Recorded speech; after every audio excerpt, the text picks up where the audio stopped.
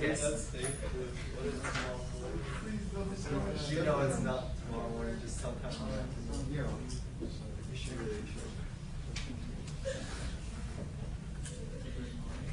How are you going to live there? What?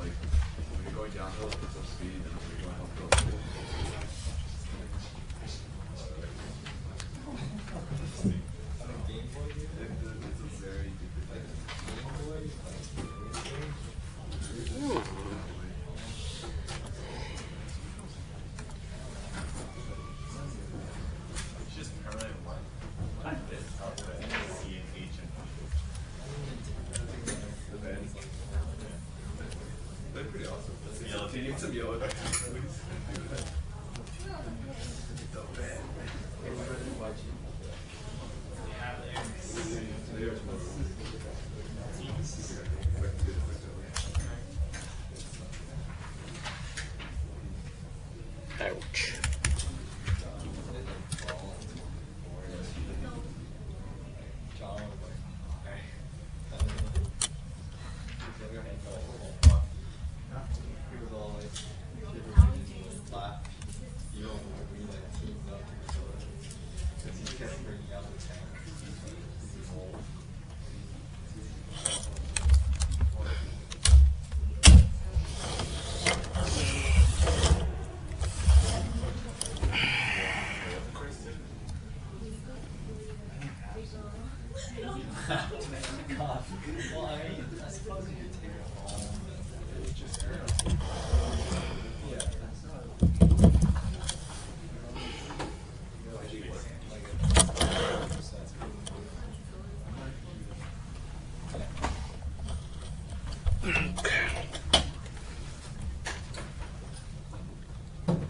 All right.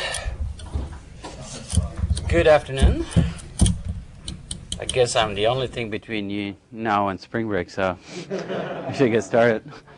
Okay, good. So let's see. A couple of things I want to talk about the project again. We haven't posted the vectors yet for the power analysis, but the way you need to do it is as follows. We're going to give you basically 5 random numbers. So you have to start with initializing the simulation. Initialize all the registers to 0. So you will have 5 registers, all bits at 0, 0, 0, 0, 0. And then to maximize the activity during the analysis or the simulation, we're going to give you 5 random numbers. Random numbers tend to maximize activity compared to, let's say, numbers that are correlated. You have random activity, you will see your MSB going from one side to the other side, banging back and forth. So everything is going to be switching. While if you have, let's say, something which is a sinusoid, you can see that one sample after the other one, you will see very strong correlation between subsequent samples. So that's the idea. So you start at 0, and then we're going to clock 5 clock cycles through it with 5 random numbers. Okay? So that's the power analysis. Any other questions on the project? There were 4 people who mailed me regarding lack of partners, so I kind of sent a mail, broadcasted all those messages out. If you still haven't gotten a partner yet, let me know, and I'll see what I can do. As I said, the goal is to make sure that we maximize the number of groups of 2, because that's the preferred number. Ready? Any other questions? Anybody started yet? A little bit, kind of clear, everything clear? No major hurdles? Let us know. I'm going to be traveling most of early next week. We'll be back around the end of the week. But I know that Mike is going to be around and Louis is going to be around as well. So if there's any questions, make sure that you CC it to all of us. Okay? I don't want to make sure you get stuck for a full week. All right, good. So having said that, let's see a couple of other things to think about. This is wrong. This should be April 9. I don't worry too much about that. Also be aware that around that same time, there's going to be another thing popping up. It's called midterm 1. We're now week number 9. The first week after the spring break is going to be week number 10, and week 11 on Wednesday, which tends to be April 9, we're going to have a midterm. So be prepared for that. Don't postpone all work on the project towards that day. Is it 9 or is it 17? I mean, the week after spring break, the Wednesday is April 2nd. That's when the logical 2 condition is. The week after is April 2? Yeah. It says April 2? Yeah. Okay, then it says April 2. Okay, so sorry, I wasn't. So I was kind of worried. I says, did I really overlap the 2 together? And was I so wrong with my April 2? No, April 2 is right. So good. We keep it April 2. So that's nice because the week after we're going to have a midterm. And the midterm is going to cover everything we have taught so far, but especially starting at the power part of inverters. But as I said, all material is game. But it's going to go all the way up to the end of dynamic logic. So this lecture plus probably half of next lecture are still going to be included. Okay. After that, we're going to start with talking about sequential logic. That's not going to be part of this of the midterm. That's going to be in the final. Okay. Is that clear? So cool. Also, but from now on, there's going to be a homework that's due on April the 4th, right? April 4th, we have a homework due. And then the next homework is going to be, again, on 2-week schedules because we have the midterm the week after. We're going to have a homework at that time. So from now on, the homework's actually going to be bi-weekly, just to make sure that we can spread the load on homeworks and projects and things like that.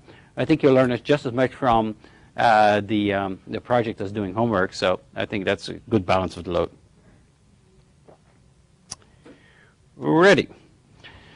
So we're going to do other weird logic today. We started with ratioed logic. Now I'm talking about pass-transistor logic. And I explained the idea.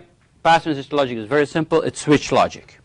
We implement logic as switches, and we construct in such a way that you still ensure that every node in the network during basically DC operation or non-transient operation is always going to be either connected to VDD and ground. So this is not dynamic. We're always going to have a low impedance path to the VDD and ground at the output. So we cannot have floating nodes, bottom line. Okay? So that's the basic idea. Now the question is how do you implement it? The first one is, okay, I'm going to use NMOS transistors to implement my pass transistors. But as we discussed, pass transistors have a threshold loss. That threshold loss basically makes that the node, which is in front of your level restoring device, is going to be not at VDD, but VDD minus VTH, which is actually going to see some body effect, and as a result of that, this PMOS transistor is never going to be off. Leakage current as a result, also reduction of reliability. Approach number one to get around this is this level restoring device. We add feedback. We take the output and we feed it back to the intermediate node. So when this is equal to, should be equal to 1, this is 0, PMOS is on, we build the node all the way up to VDD. So it's kind of a combined action between this NMOS transistor and this PMOS transistor. They kind of work together. One is basically doing the early phases of the transient, and then the PMOS takes over and brings it all the way up to VDD. So they kind of act together. What I mentioned, however, is that has some disadvantages. Number one, you have to be very careful with the sizing, because now this becomes ratioed. There's a ratio because the NMOS and the PMOS are going to be on simultaneously. So we see some ratio action happening here. So you have to be careful with the sizing of the devices. The other disadvantage is that this intermediate node now gets extra capacitance, which is going to make the thing a little bit slower. Okay. So based on this idea, I think it was Yano-san from Hitachi said, well, gee, wouldn't it be nice if I can take the same ideas we did with complementary CMOS, where you have standard cells, and try to come up with a structured approach to the design of pass-transistor logic. And actually he came up with this very clever logic family, which is called complementary pass-transistor logic, CPL, as it's called. And that's this acronym, CPL, where he observed that actually with a single cell, he could do any logic functionality. If you look at this here, you see that in all circumstances, the transistors inside this and the topology is exactly the same. Right? There's no differentiation. It's always the same cell. Now CPL says so it's complementary pass-transistor logic, which means that it's differential. Like in DC VSL, we're always going to have single and single invert available. And every block is going to generate both single and single invert. Okay, same idea. Now, the way you make different logic functions is by just the way how you connect the inputs. By differentiating or changing the input connections, I can make different logic functions. So let me show some examples. Look, for instance, at this block, block number 1.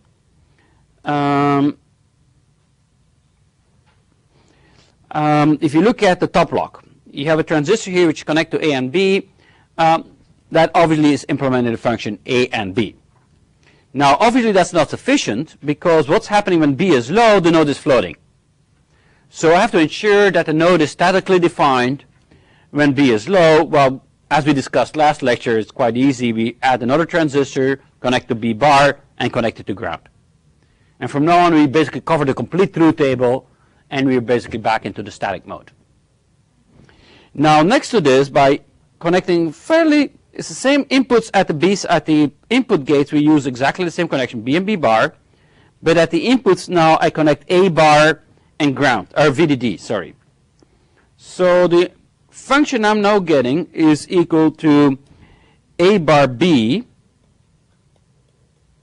plus B bar. Okay? We look at the other function here. When B bar is high, this becomes 1.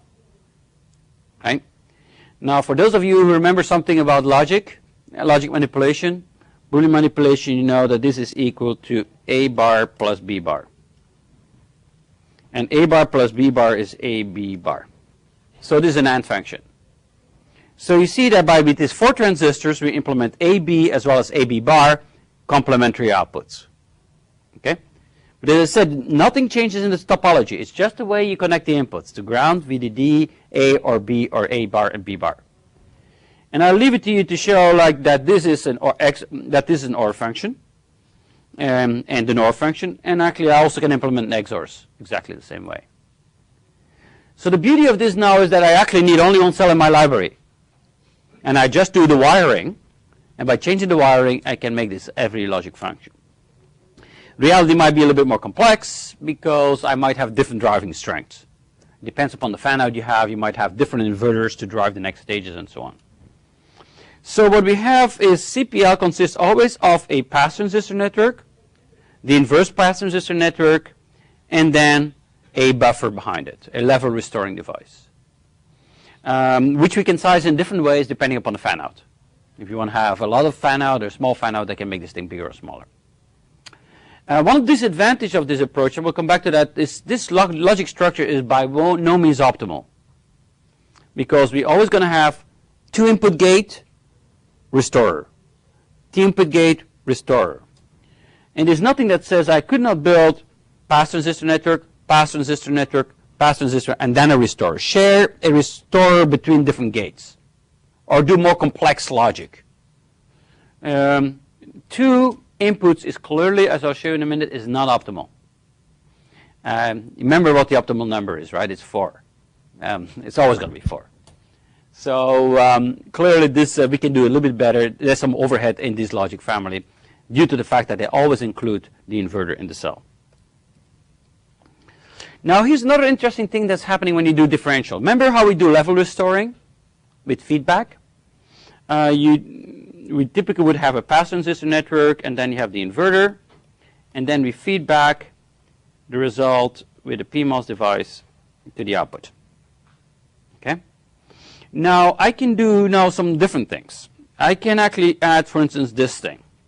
Since I know instead of tapping off the inversion, I actually can tap it off of the other output. That's one particular option here. Is basically create a DC-VSL style approach. Oops. Let me shut that thing down. Oops. How do you do that? This is off and off. Good.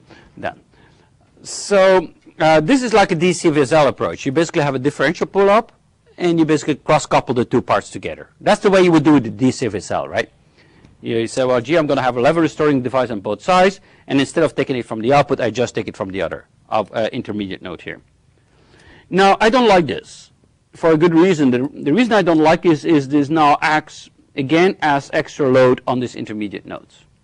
And now I'm not only loading it with the level restoring device, but I also add a gate capacitance to it. So can we do something cleverer? And the answer is absolutely yes. So what I could do now is say, well, gee, I have F, I have an invert, F bar, and an invert. And I can start using the fact that I already have some of this invert functionality here. Let me just check how you would do this. You take this and you feed it. I was just trying to see here. That wouldn't work because you have 2 inversions. Just trying to think about for a second here how I can use the other output here.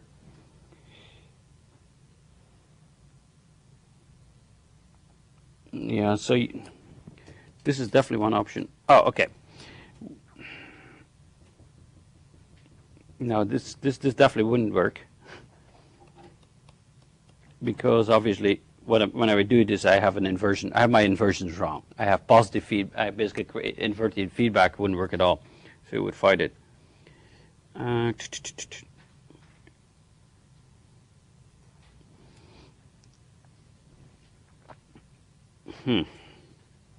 Yeah, this is obviously in an obvious way. You basically create this cross coupling. You use the other one here, but as I said, I don't like it because of the fact that you create extra load. This is a simpler way, but it escapes me right now, where you can create cross coupling. I might have it in the next slide. No, I didn't.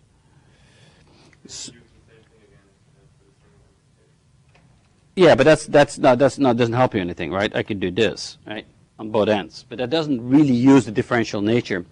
Now there's something different. I have to think about it. I'll definitely report back in the beginning of the next class. It just escapes me right now, but actually this is something which is quite clever and works really well. But I'll come back to that in next lecture. I'll just take a note of that. But obviously this is one way of doing it. It says, gee, I don't need the inversion here. I can make this thing happen faster.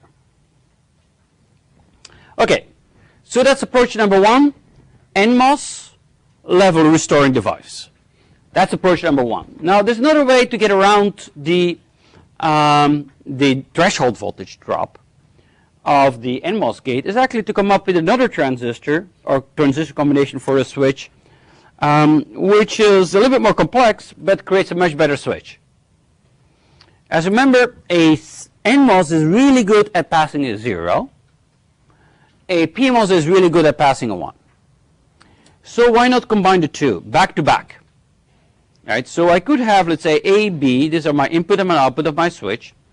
And instead of just using one NMOS device, I put back-to-back a PMOS device driven by the inverted signal. Okay?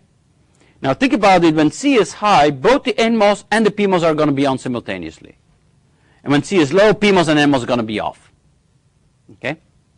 Now, as I said, if I really want to pass a 0, the PMOS is going to shut off in the end, but the NMOS is going to make sure we get a good 0 here.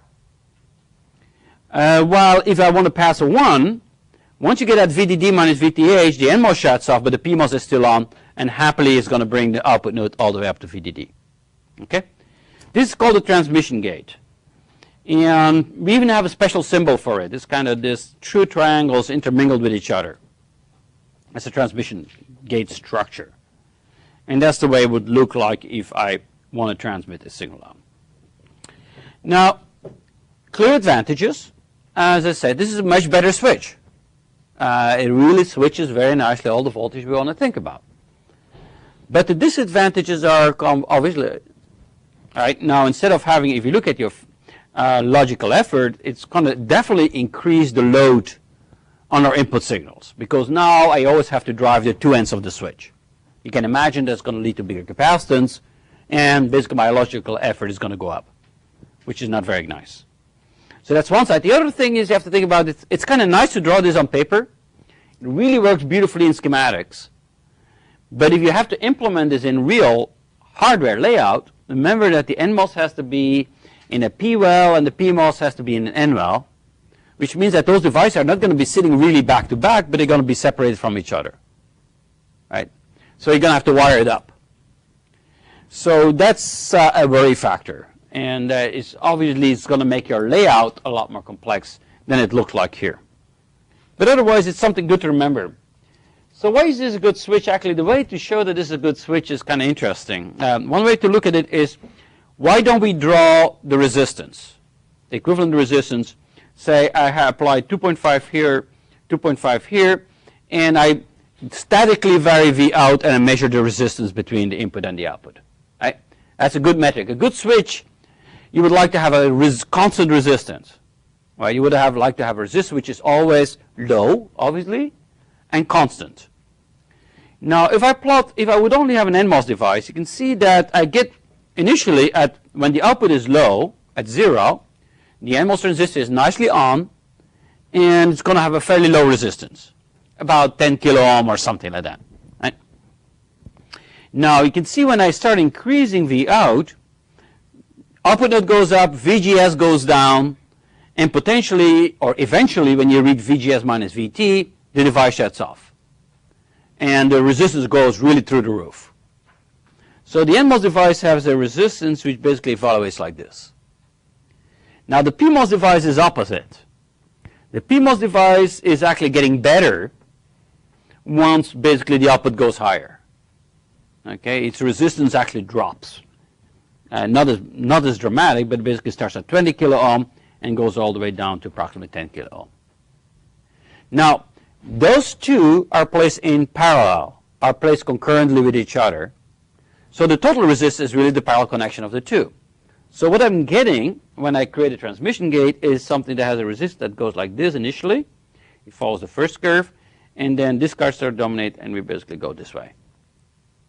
So the overall resistance is approximately flat, which is very nice. It's a nice feature to have. And that's why I said this is a good switch. Low resistance over the whole operational region. Now we can do logical effort. If I now look at the transmission gates, it's a little bit trickier to do, but remember when you do pass-transistor logic and you want to do logical effort, I have to always first connect to the inputs here, and then I'm going to have a switch. Let's say this is going to be PMOS,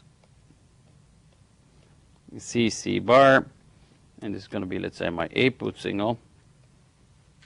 And then you have your, let's say, your inversion here at the end. So that's the node you're worried about. So as we said last time, for the A input here, what we see is that by creating this parallel connection, the resistance is going to be the series connection of those two devices, right? So you have, if let's say you make everything minimum size, this is going to be equal to Rn, and this, in theory, could be Rn over 2, somewhat lower of a resistance. So you win in some extent. In this case, actually, I'm actually reducing the resistance for approximately, well, actually for the same input capacitance. So using transmission gates helps on this side. But on the other side, and it looks good on the other end as well, if you only would take into account C. But remember now that I'm going to have connectivity to C and C bar. So on the average here, what I'm going to do is double the amount of capacitance I see. If I look at this pot here, the resistance is going to be Rn plus Rn over 2, while my capacitance actually doubles. So this pot is not going to be as good anymore as it used to be. And its logical effort is going to go up. While for this byte, it's actually going to go slightly down. That clear? So you win some, you lose some in this case. And remember, what I mentioned last class, typically what we try to do in pass-transistor logic is avoid going in these inputs here. Because those inputs are the high logical effort ones. These are the inputs which are the low logical effort ones. So we're making now approximately everything as bad as each other. So we kind of level out the playing field. I actually promised you last lecture how just an example of where pass-transistor logic actually shines quite nicely. Let me do that. Oops, erase. I mentioned last lecture that pass-transistor logic found its niche area in FPGAs. Okay, you've probably all played with Xilinx or Telop FPGAs somewhere in your career. If you've taken CS150, you have come to love to hate them or something like that. But they're very interesting devices. They basically gives you the capability of building any logic function without having to do any design in advance. It's pure software. Now the question is, how do you do that? Well, here's the approach that you take. Suppose I have somewhere, I'm going to take a very simple case. I make a pass transistor network. So I put an inverter here.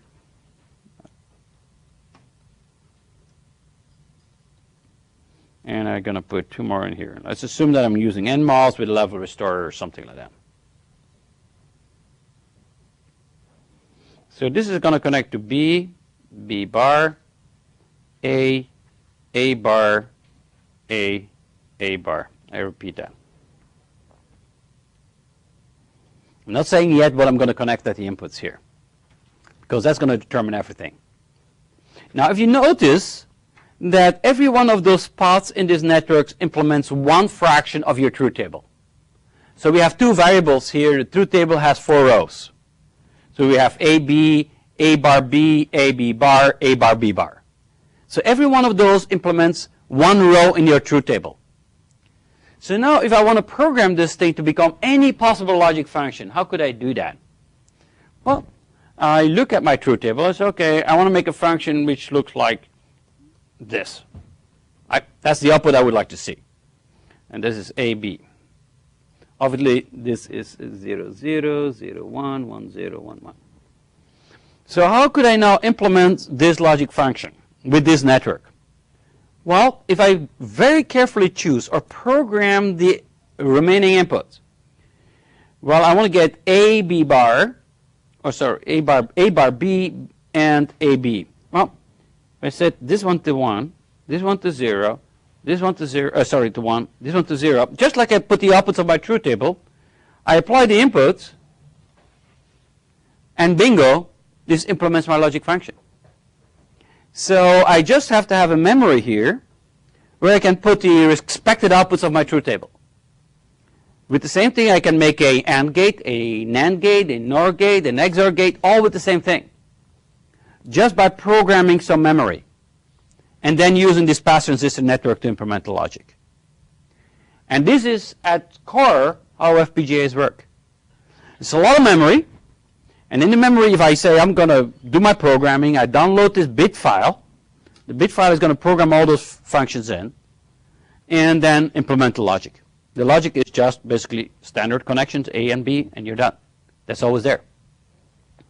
So very clever way of implementing programmable or flexible logic. Okay, and that's why pass-transistor logics are very attractive for FPGA. It's a very simple way of implementing any possible logic function. Is that clear? So it's kind of a little side note, but I think it's important to know that. Okay, now turns out that what I just showed you is actually the best possible use of a pass-transistor network. What are pass-transistors good at? If I want to do a very complex NAND and NOR function, something like that, pass-transistors, I don't think actually they will perform very nicely compared to, let's say, static CMOS. But what they're really good at is implementing multiplexers. If you look at this, this is nothing else than a multiplexer, right? You choose between B and B bar. That's a two-input multiplexer. And in front of it, I have two more two-input multiplexers. So pass-transistors are unbeatable as multiplexing networks. And that's why basically a FPGA is nothing else than a giant multiplexer. That's really what it is.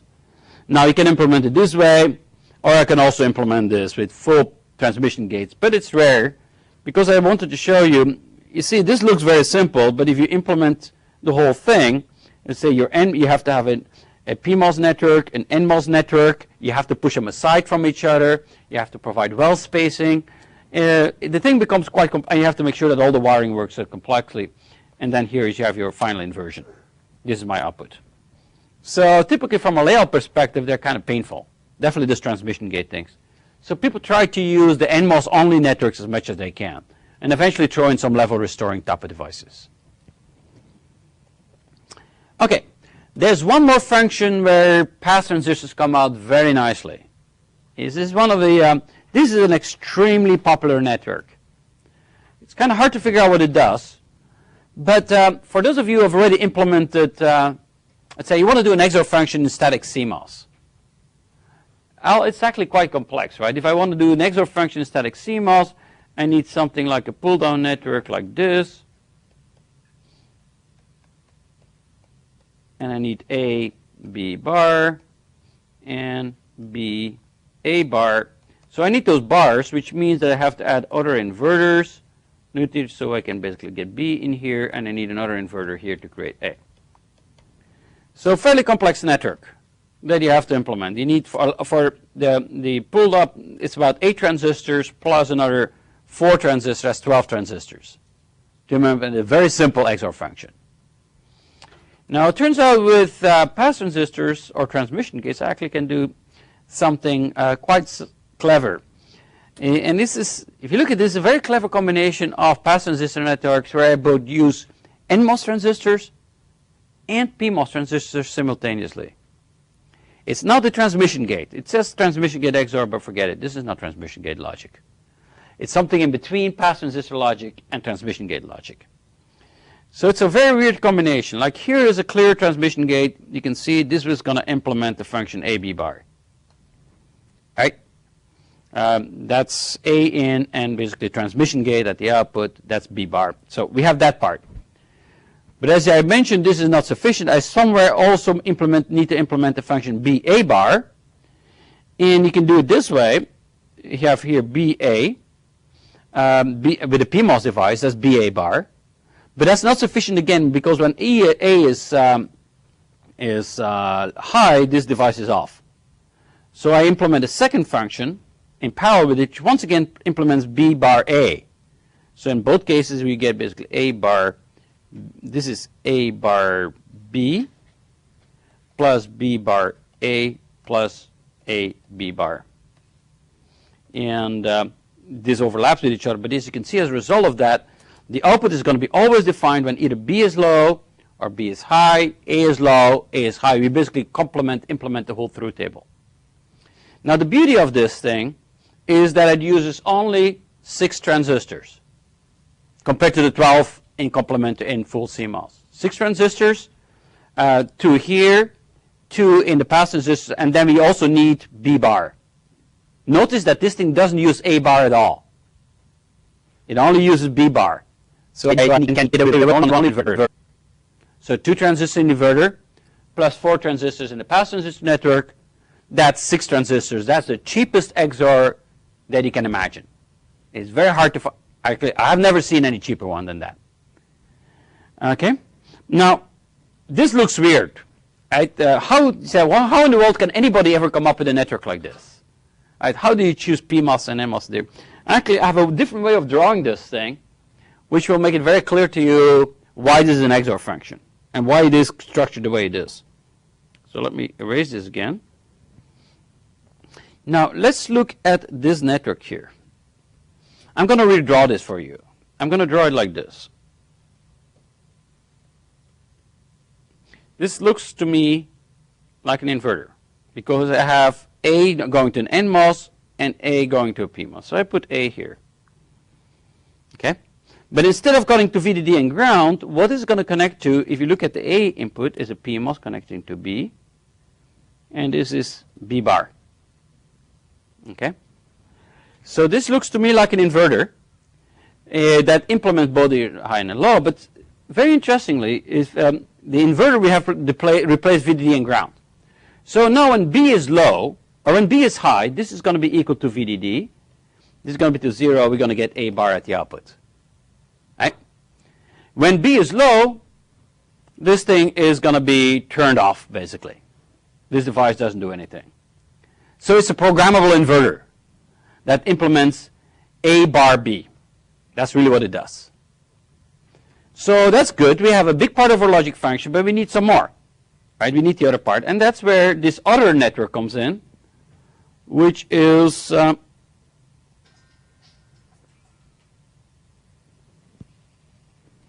my pass transistor network. Eraser. Okay. It's actually a pass transistor, which takes in, again, A as input, but basically B bar as the other input. So this is A B bar. So this A bar B is this network. This is A B bar, and you're done. Okay? 6 transistors. Very clever design, and this is the output F.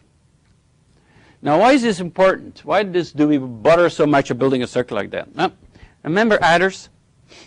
Adders are always very close to our mind. Every time we design our high performance, I always think about adders. And adders need a lot of XOR functionality. If you look at the propagate signal or the sum generation, it's a bunch of XORs.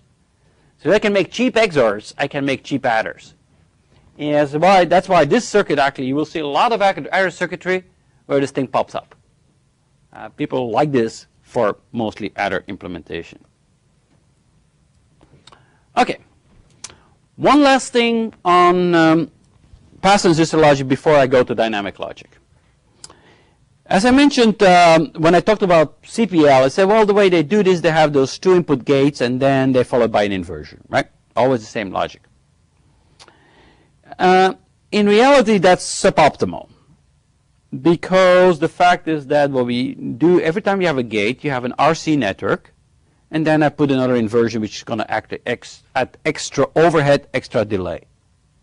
Why should I not have more complex pass transistor networks? Like you look at your FPGA I showed you, that was 2 transistors in a row. But you could also think about 3 transistors in a row, or 4, or 10, or 100. Right? I could build very complex switch networks and then do one restoration. That minimizes the amount of extra delay I'm getting because of the inverters. But as you may know, there's like always in life, there's going to be, like anything in design, there's going to be somewhere an optimum. Because you can see if on one side, if I put too many inverters, the delay is going to be dominated by the inverters. However, at the same time, if I put too many switches in a row, the delay is going to be dominated by the switches in a row. So there's a trade-off between how many switches I should put and how many inverters or buffers I should insert. And then the question right now is always the obvious question is, how many? And you know the answer, it's 4. Right? It's always 4. The answer is 4. And I'll show you how you can get to that number. Right?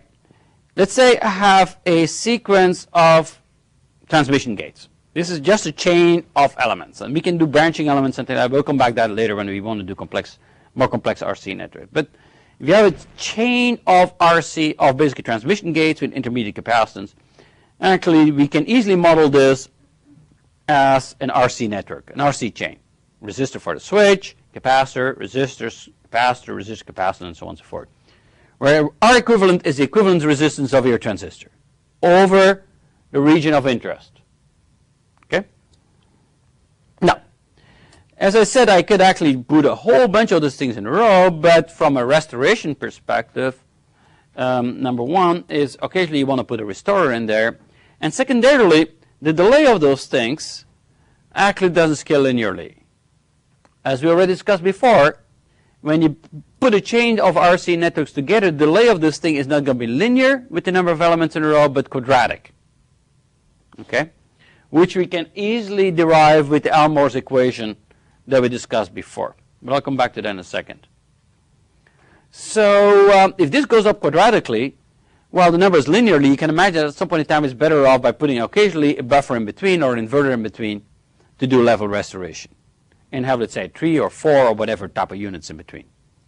So let's call this, let's assume that we have n elements in our chain, capital N, and we're going to insert a buffer or restoring element every m switches. Question is, what's the optimal value of m? Okay? Well, same thing as before, nothing new. I can write down the propagation delay. Using Elmore's delays equation, remember that? Delay of a chain. If you have something like this,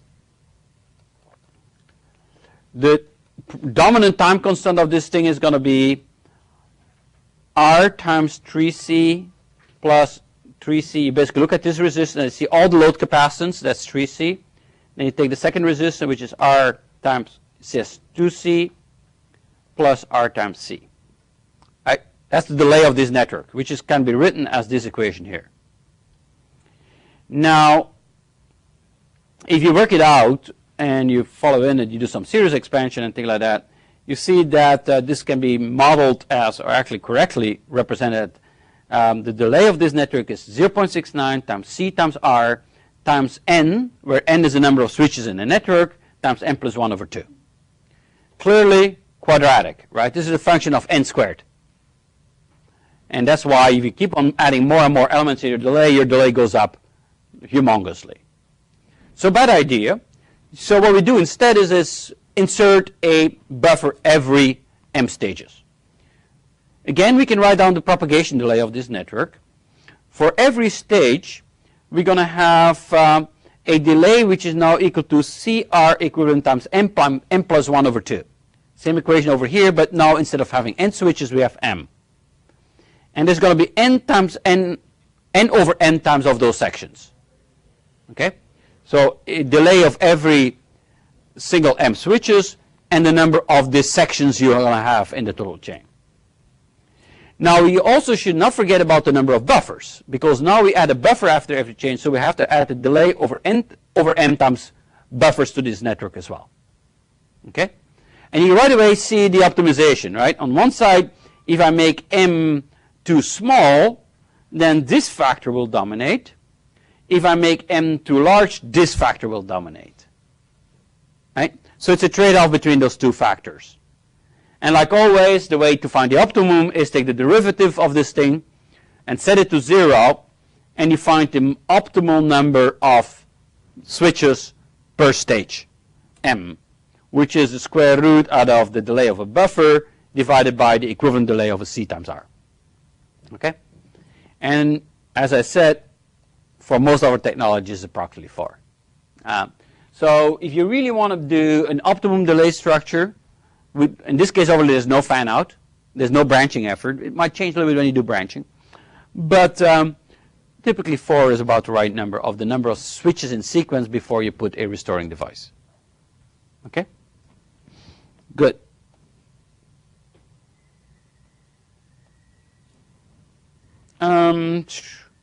Yeah, this just repeats what I already said.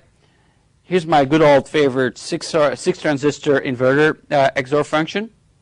Hey, I can use those things to implement my propagate signals, my propagate bars. This is an adder, A bar. So actually, this is an example of an adder which is actually symmetrical in sum and carry delay, and actually requires a very small number of transistors. Because of the fact that we can do this XOR so cheaply, it's almost closely to the smallest adder that I can think of. If you're concerned about area and simplicity, this is a darn good adder. And it uses that simple XOR function that I showed you before. And then sum and carry generation are nothing else than actually, again, pass-transistor networks or transmission gate networks. It says that the carry goes forward when the propagate is high. That's what we expect. That's bottom level network here. And with the same thing, we also can do the sum generation quite easily. But again, I would leave it to you to do some analysis and inspection of this network. Because I'm really eager to go to the next thing, which is the last logic family we'll discuss in this class. There's more. There's a lot more. But I'll save them from you.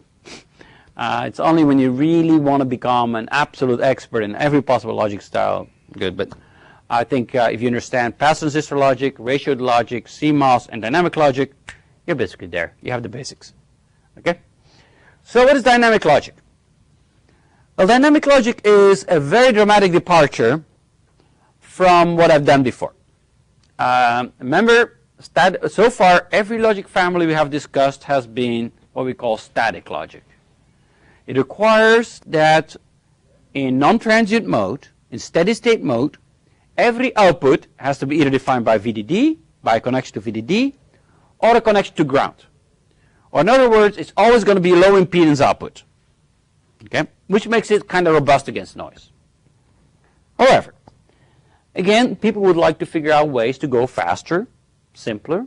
That's the goals of many designers. So they come up with this interesting idea. It says, yeah, hey, ratioed logic, this pseudo-NMOS thing, it's kind of a neat idea, right? It reduces the number of transistors I have. It's a very simple gate, potentially fast, but it has some real problems. Two key problems, right? Static power dissipation, number one. And number two, the fact that VOL is not equal to 0. That's the two problems of ratioed NMOS logic. And definitely, you want to do bigger things, that static power dissipation is a real pain. So the mindset here, could I do something similar to ratioed logic, but get around the problems? And there's a very simple answer that people have come up with, which is dynamic logic. Said, why don't we separate the time that the load, remember, ratioed logic is a driver device that pulls something to 0, and there's a load device, which is the pull up to 1 type of function. What if I now separate the function of those two things out in time? I'm going to run the load device at a different time than the pull down device. We separate them out. And as a result of that, if you don't never turn on both of them at the same time, there's going to be no static power dissipation. So that's the idea of dynamic CMOS. So the goal really is, again, to go to a simpler gate, fan-in of 1. We would like to get to n plus 1. Actually, dynamic CMOS, we'll show in a minute, is going to take n plus 2 transistors for any fan-in of n type of gate. So let me give you the idea. Here's the simple concept. We're going to introduce one more element here, something you don't need in static logic. It's something which is called a clock. A clock is something that we will see more about in the next couple of lectures, but it's something that kind of does the whole circuit operate. It basically provides the timing, it provides the ordering of the events. It's really a periodic signal that goes between 0 and 1 in a periodic way. Okay? That's a clock.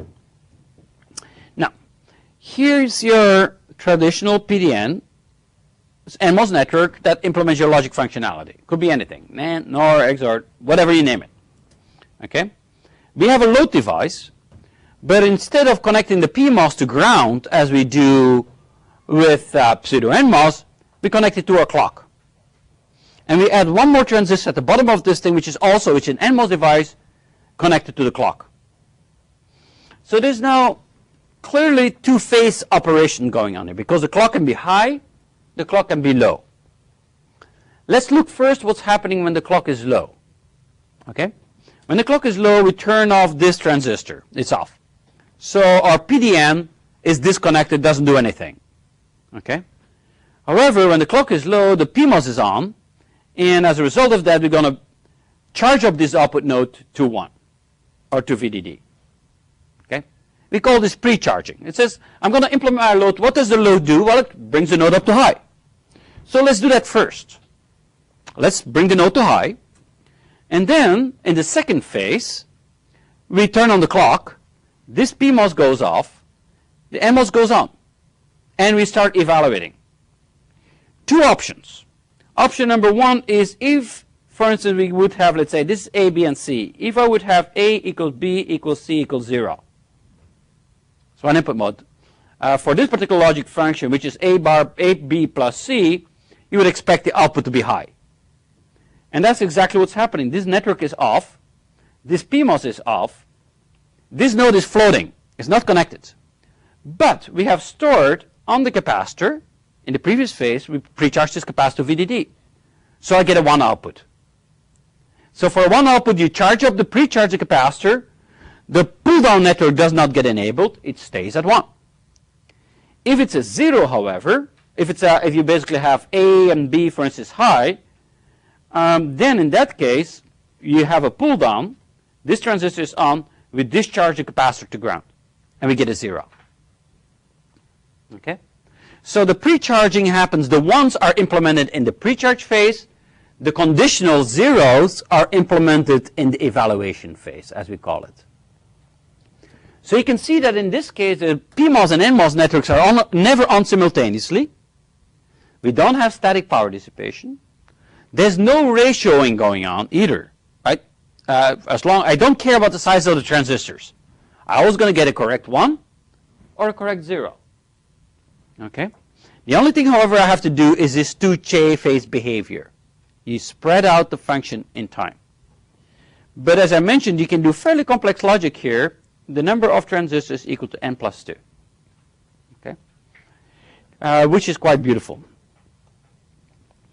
So, however, there's some caveats, right? With dynamic logic, obviously, if you charge something, pre-charge something, and you lose some charge, it's lost. Like in another gate, some glitch comes in, well, the gate will recover because it's connected to VDD and ground anyhow. But suppose here I have a 1 and a pre-charge to 1. Initially, this is equal to 1, 1. So I'm starting to discharge my node. And suddenly, I change my mind on the inputs. I said, oh, no, this has to be a 0. Too late, because there's no way I'm going to go back up. Glitches are not allowed to happen. Or, in other words, the inputs such again, once the evaluation phase started, the inputs have to stay stable. You cannot change the inputs anymore during evaluation. Okay? That's very important. That's the biggest thing about dynamic logic is, if you have a floating node, any charge you remove is gone. No way to get it back. And that's why this design style, while it's the absolute fastest thing you can come up with. This is the favorite design style of any high-performance designer. It's going to require some thinking. It's going to be requiring some fairly careful rules. It's going to be quite sensitive to noise. Right? A floating capacitance is high impedance. So any kind of noise that couples into that node is going to stick there and might make your gate go wrong. So you have to be very concerned about the management of noise. Okay? So is that clear? So bottom line, inputs to the gate can make only one transition during evaluation. They're allowed to make a transition, but it's only one. And as I said, you can never charge it again. And the output is in the high impedance state during and after evaluation. PDN is off. The state is stored on CL. So we use actually that capacitive storage as a means to implement logic. Okay? All right, so that repeats what we already said. N plus 2 transistors. We have that pre-charge transistor. We have this evaluate transistor. Now, you might ask yourself, by the way, one of the questions is, why do you need that evaluate device here at the bottom? Okay?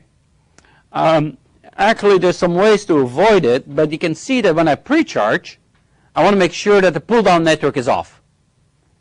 And if I would not have this evaluate transistor there, if this transistor will be gone, depending upon the inputs, I might actually have a path to the ground.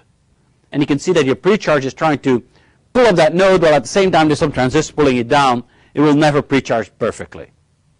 So this evaluate transistor is just there to ensure that I turn off my pull-down network. Okay? But there's cases that I can avoid it. And clever designers will find a way to occasionally say, well, I don't like that transistor there, right? Because it's clear from a performance perspective that's an extra transistor in your path. And occasionally I would like to get rid of it. And you will see that will, I think, yeah, you will see some examples where we're trying to do some of that stuff. Okay, so logic function, n plus 2 transistors, full swing. Non-ratioed. And it's fast because the input capacitance obviously is like pseudo NMOS. You see only one gate, the NMOS gate, no PMOS gates connected to the inputs. And the second thing is that, which is nice, is there's no short circuit current. Right, since PMOS and NMOS are never on at the same time, short circuit current basically hinders a little bit the speed of a CMOS transistor, right? Because I'm trying to pull it down, but the other device is still on, and it kind of fights it a bit.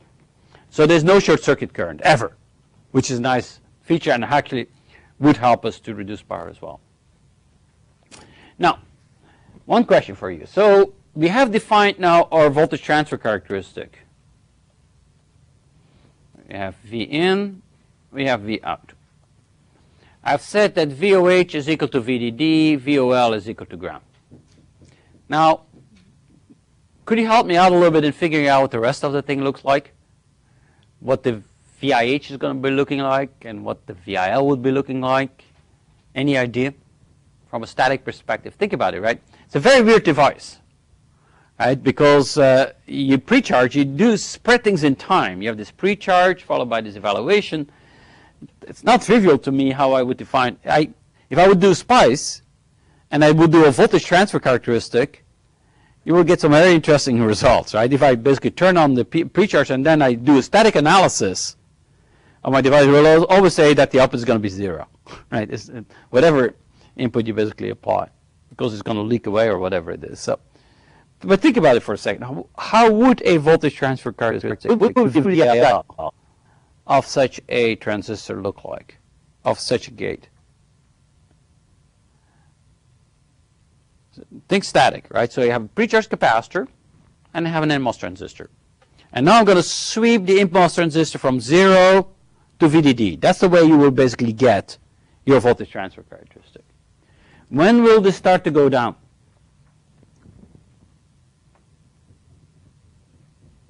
You have a network like this. You have a capacitor and an NMOS transistor pulling it down, and you have V in. When will V out start to go down? VTH, that's right. And where will be my VIL? Sorry, this is VIL. Where will be my VIH? If I wait long enough. If I wait long enough, if I basically just above VT, but suppose I have an ideal transistor, right? An ideal transistor without leakage. Leakage changes this a bit. But suppose it's not leaking. What's going to happen if I'm just going to be above VTH?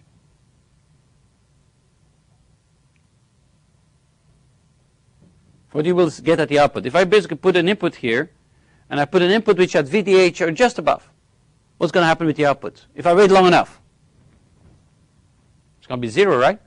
I'm going to discharge the thing. So you have a voltage transfer characteristic which looks like this.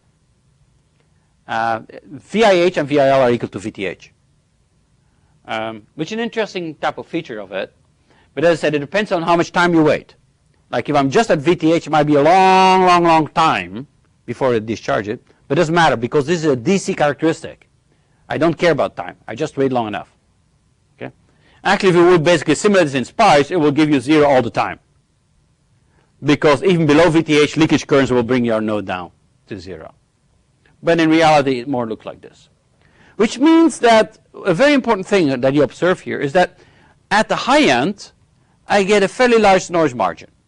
Right? This is VTH. This is VDD. You get VDD minus VTH as a noise margin. At the low end, I only have a VTH. So any noise that's going to come in there at the low end will be kind of cumbersome to me or troublesome. So you have to be careful with that. Okay, but that's an important property to think about from a DC perspective. Noise margins are not that high, and this, as I already mentioned, is going to be a fairly sensitive structure to noise. Okay, obligatory logical effort question here. So let's assume that I take a gate like this. I size this as W, W, W type of devices. Well, it's a series device, so I'm going to have to double them in terms of size because I want to make the same pull-down resistance as an inverter. I have to double the devices.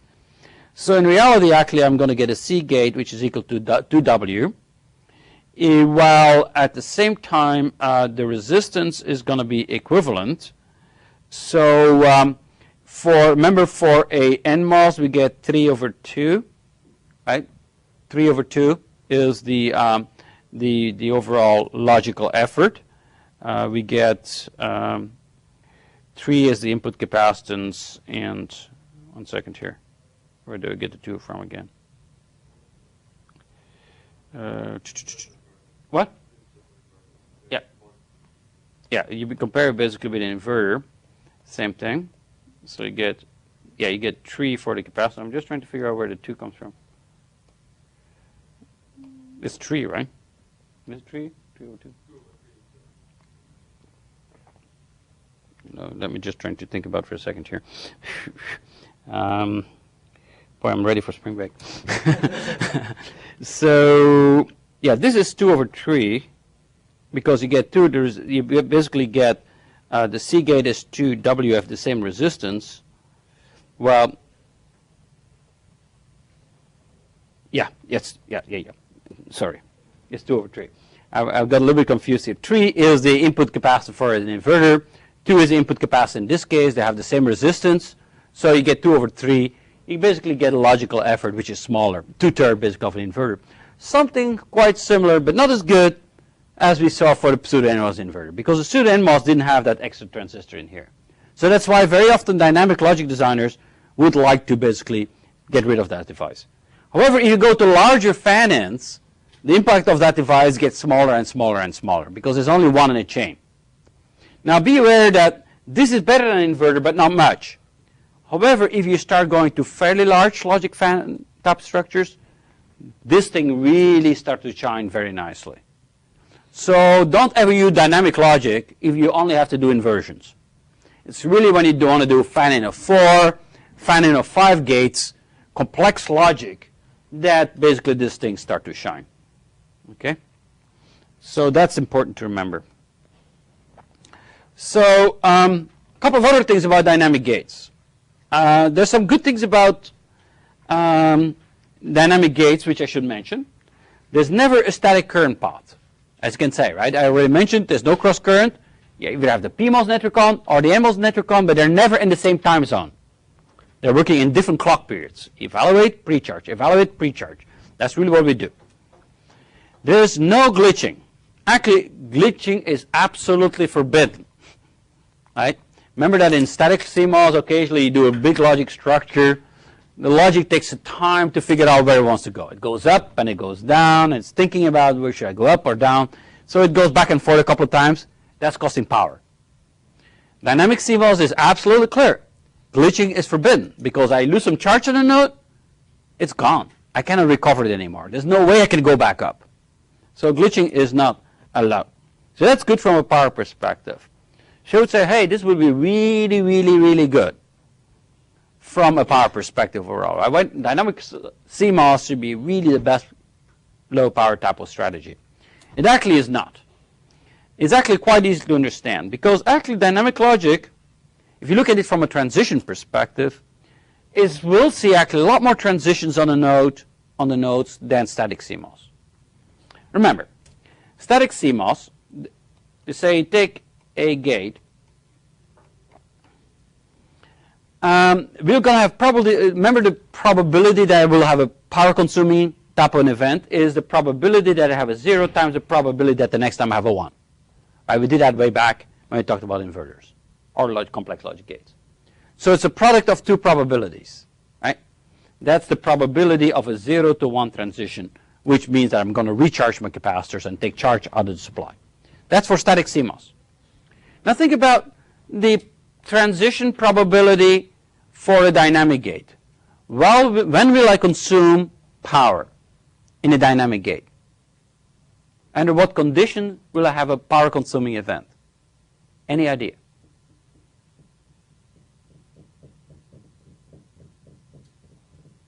If I take a CMOS gate, a dynamic gate, right?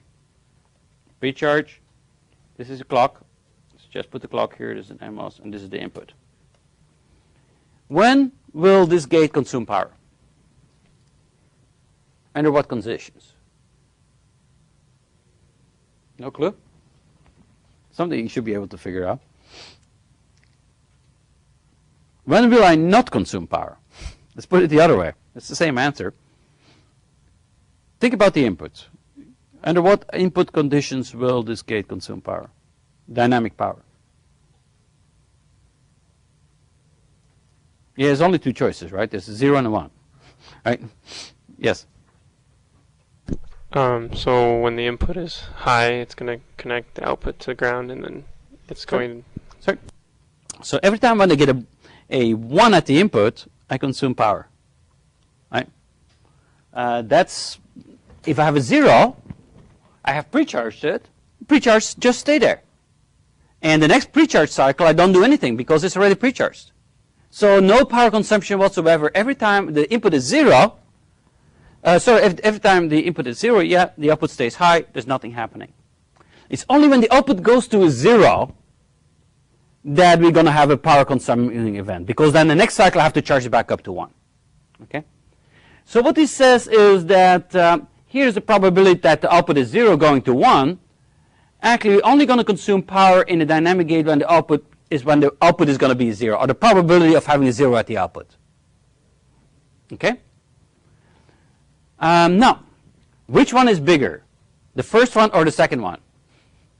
So this is for static. This is P static. This is P dynamic. Which one is higher? Sorry? The first one, the second one is higher, right? Because a probability is always a number between 0 and 1. If I multiply two numbers between 0 and 1 by each other, it's always going to be smaller than P0. P0 is multiplied here with a number between 0 and 1.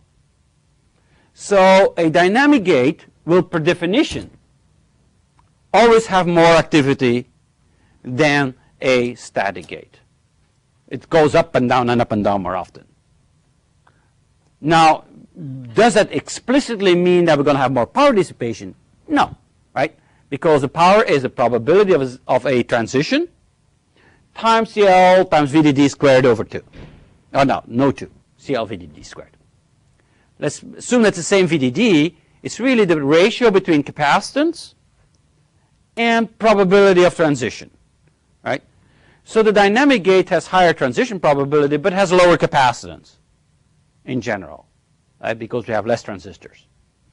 But in net effect, if I look at all the things I've seen in gates, it's only exceptionally so that actually the dynamic gate wins out. In almost all cases, you will see you're going to be better off with static logic from an overall dynamic power dissipation perspective. Okay, something important to remember. Okay, so also remember that there's a clock. If you look at it from a power perspective, that means there's this thing going up and down, which is a node, a signal which has a lot of activity. If you actually think about a chip, the clock is the one that has the highest activity. It goes up and down every clock cycle. Now we do dynamic logic, all those PMOS transistors that are doing the pre-charging, and all the evaluate transistors that are basically doing discharging are all connected to that clock. So there's going to be a huge amount of extra load capacitance on the clock, which means increased clock power, which should not be ignored. We'll talk about it later, but a clock typically can consume about 25 to 40 to 50% of the overall power dissipation of a chip. because it's the most active signal. It's sitting there up and down and up and down and up and down. So if you put a lot of capacitance on this thing, you're toast, at least from a power perspective. Okay, so be aware of that. Okay, we described that, and remember, that's the same thing that I just mentioned. Okay, so that's the idea. Pre-charged, evaluate, fairly simple, nice logic networks. And by the way, just as I mentioned, obviously I showed you one version of dynamic logic. I can do the opposite as well, right? I can make a logic gate that does this. Let me see. I'm going to find a corner here. I can also do a logic network that has a pull-up network, a PMOS here, NMOS here. It looks like the same, but I'm taking the output at the bottom level. And I connect this, let's say, to clock bar. You don't have to. This is the same thing, but now instead of implementing logic and NMOSes, I implement it as PMOSes. And I pre-discharge the node. So in pre-charge, I'm discharging this node to 0. And during evaluate, I'm going to conditionally charge up the node to VDD. Purely complementary. I can do that, and we'll see later that this actually is an interesting feature we can use to solve some problems. I'll come back to that later. But remember, there's a complementary nature to it. Okay, so what should we worry about in dynamic logic? Why is it such that people are kind of afraid or worried about using this logic family? And I'll show you some particular problems that emerge. The first one is called charge leakage. Obviously, if I pre-charge a node and then leave it floating, you want to make sure that the charge stays there. And we know it won't, because we have a number of leakage spots, right? This thing, even though it's off, there's going to be subthreshold leakage happening here. We have a diode connected to this, so that's also going to leak. So we see that there's a number of leakage sources that if we leave that node sitting there, gradually but surely start to leak away, and it's going to start to grow to ground, which is bad, because obviously at some point in time you wait long enough, you don't know anymore if this is 0 or a 1, and your logic goes bad. So important rule about dynamic logic is, number one, is there going to be a minimum clock frequency. Very often think about logic, there's a maximum clock frequency. But no, here's the opposite. If you don't clock it fast enough, it might go wrong. So this is something really for high performance type of circuitry, where you want to clock it fast. You clock it, it gets done, you right away go to the next thing, and you keep on computing. I would not use this in wristwatches, where you do an operation every second or something like that. Right? That's the kind of computational rates. Now, you really use this in the hardcore 3 gigahertz, 5 gigahertz clock frequency data paths of microprocessors. Okay?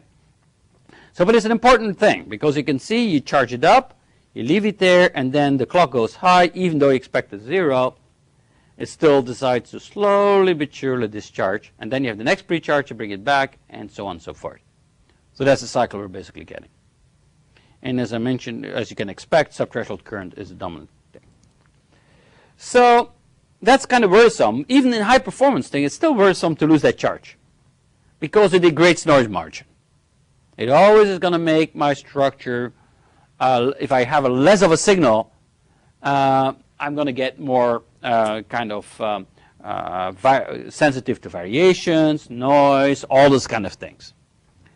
So what can we do about it? Well, actually a trick that we have learned just about one lecture ago can work quite handily here as well.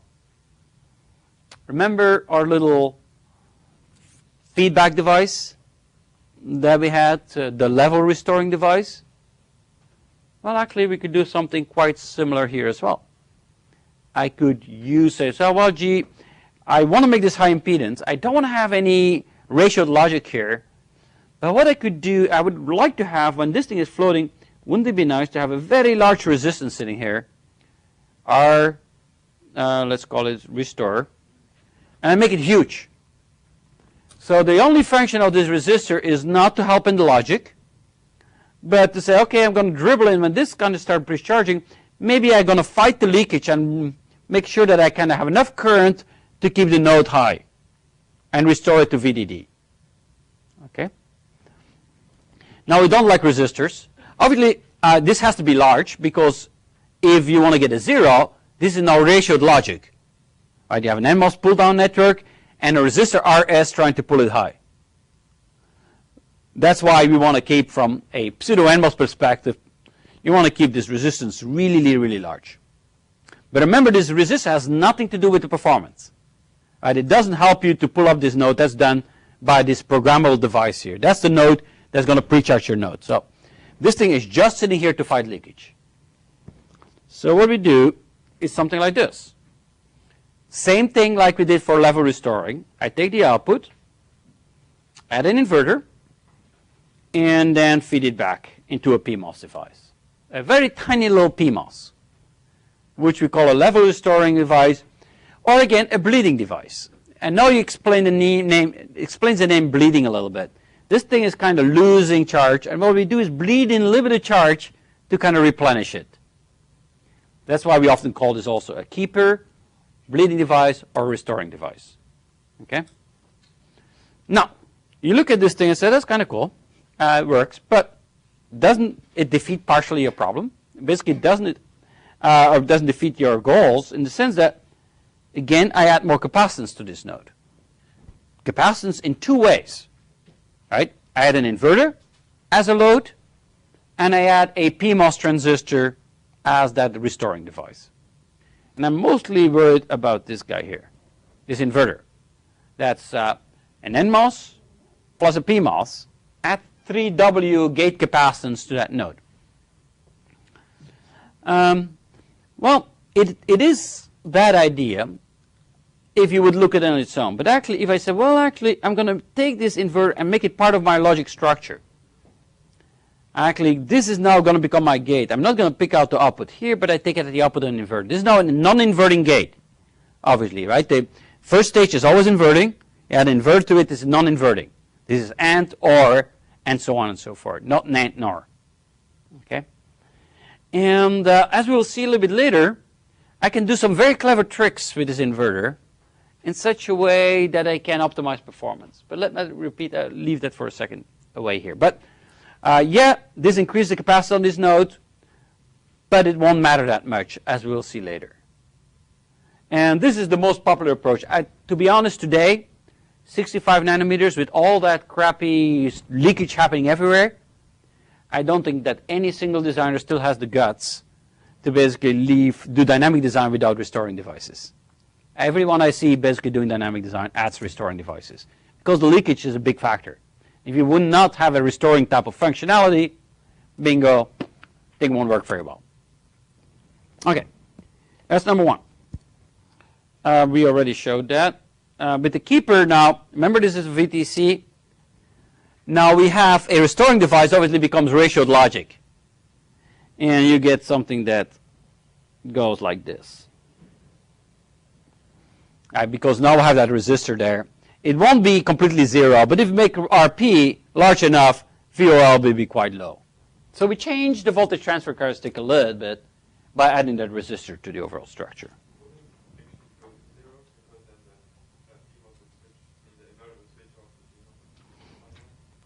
Yes, you're right. You're right. If I basically put pure resistor there, at some point in time, you basically pull it down and it will drop to zero. You're right. Because at the time that the PMOS kicks in, so you will basically go low, and then it will kick in at a particular point where you can exactly define. It will go back to zero, completely be zero.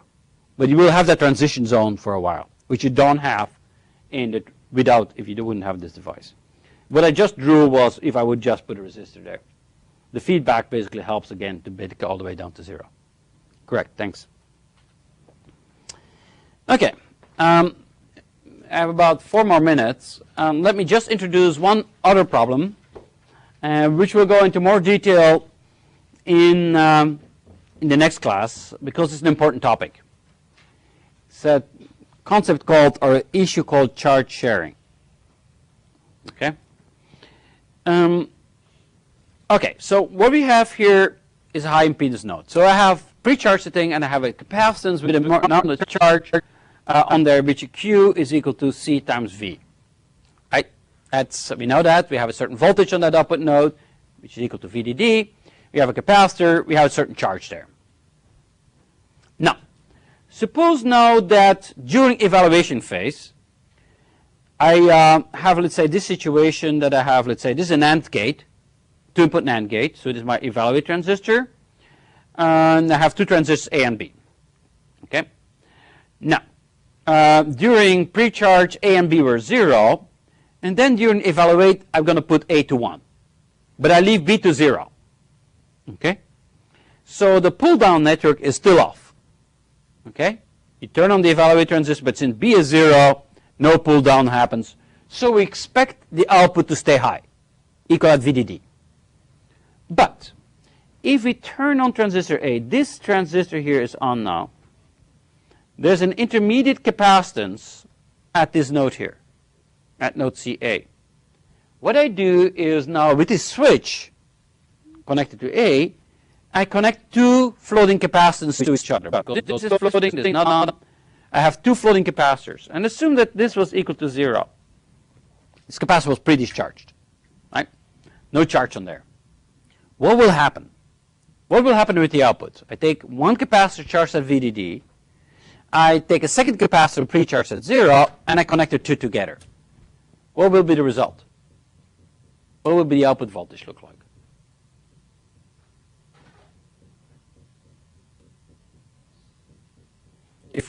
What? It will be less, right? Why? It's the concept of charge conservation. Right? Charge has nowhere, it sits there. The charge on this node has nowhere to go, but basically redistribute itself over the two capacitors. I have one capacitor with charge, one without charge, and I connect the two together by a switch.